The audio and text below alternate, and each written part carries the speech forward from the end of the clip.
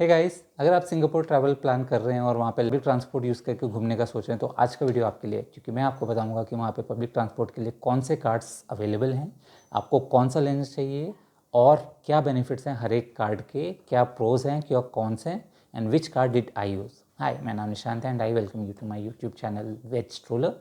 अगर आपको आज का वीडियो अच्छा लगे तो please remember to like, subscribe and share. Let's get started with today's video.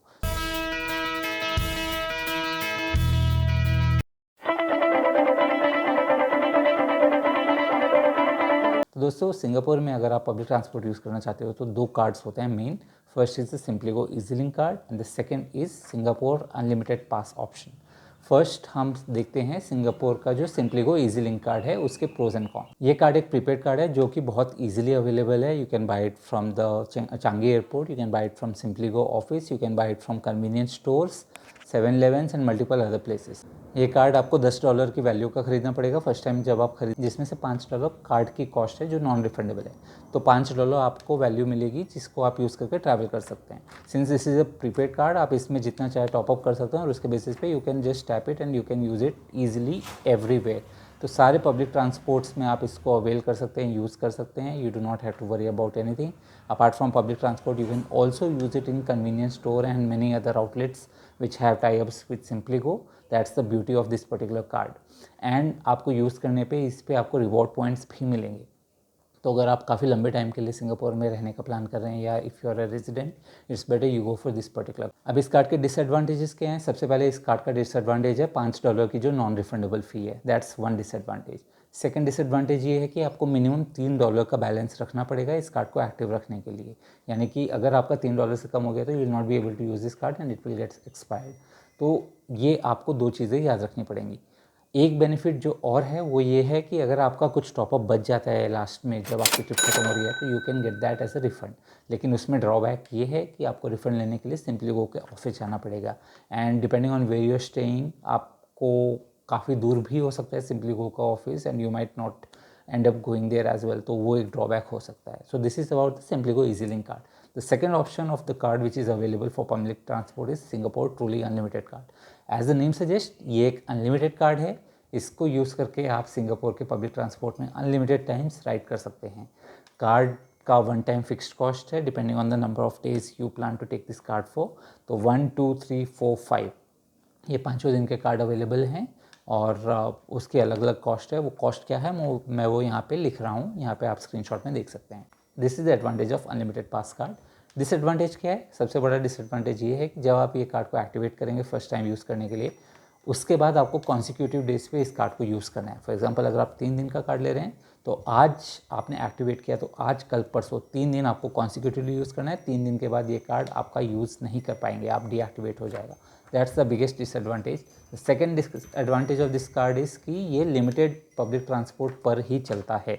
अगर आप मेट्रो ले रहे हैं, LRT MRT, उस पर यह कार्ड चलेगा, कोई प्रॉब्लम नहीं है। बट अगर आप बस से ट्रैवल करने का सोच रहे हैं तो बस में सिर्फ बेसिक बस सर्विसेज जो हैं, जो स्लो बसेस हैं, उस पर ये कार्ड आपका चलेगा, एक्सप्रेस बस पे नहीं चलेगा।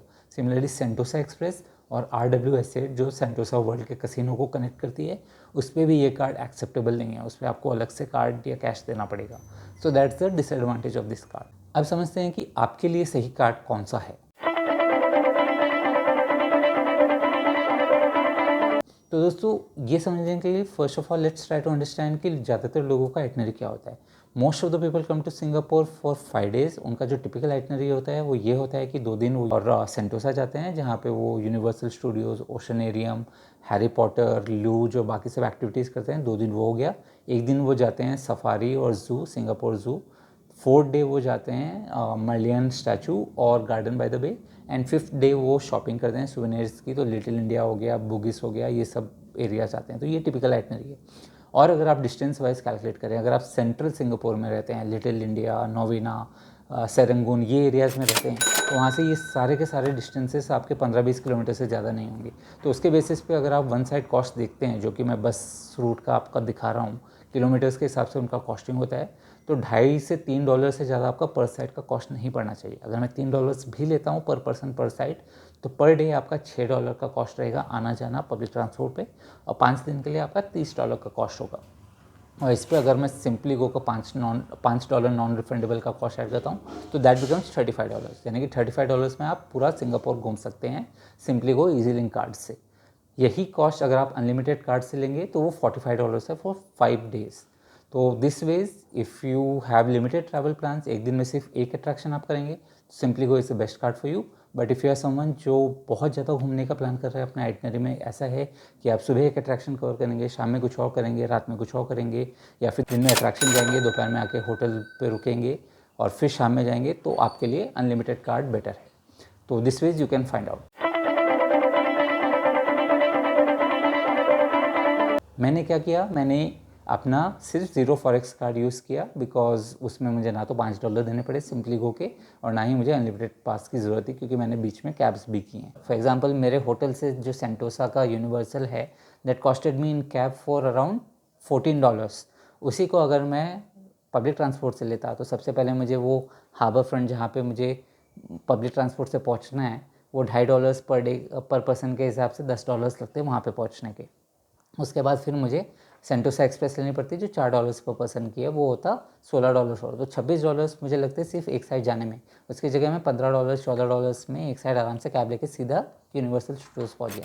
तो that was it was convenient for me. तो आप फॉरेक्स यूज़ कीजिए, कोई मार्कअप देना नहीं पड़ेगा, just tap when you enter a particular public transport and just tap again when you are exiting it, ताकि आपका डिस्टेंस कैलकुलेट हो और इसके बेसिस पे आपका चार्ज कैलकुलेट हो। मेरे पास था neo global zero markup forex card, और बुक माई फॉरेक्स का जो ज़ीरो मार्कअप कार्ड होता है वो था मेरे पास। उसके अलावा सिंस वी वर 4 पीपल, मैंने अपने 2 क्रेडिट कार्ड्स भी यूज़ किए, एक HDFC का और एक अमेरिकन एक्सप्रेस का। प्लस जो फॉरेक्स मार्कअप चार्जेस थे, अगर मैं $50 भी पूरा एवरेज कर लूँ कि मेरे पूरे 5 दिन का खर्चा $50 हुआ है, उस पर 2% मार्कअप के हिसाब से भी वो $1 ही आता है, 1 या $2, 50-100 रुपये एक्स्ट्रा पे करना पड़ा। That was perfectly okay with me. So that's it, that's how you will be able to identify कि आपको कौन सा कार्ड लेना चाहिए, simply go easy link card या फिर टूरिस्ट अनलिमिटेड पास, या फिर you use your own credit cards and forex cards, and उसके बेसिस पे आप अपना ट्रैवल प्लान करें। I hope you found the video useful. Please to remember to like, subscribe and share.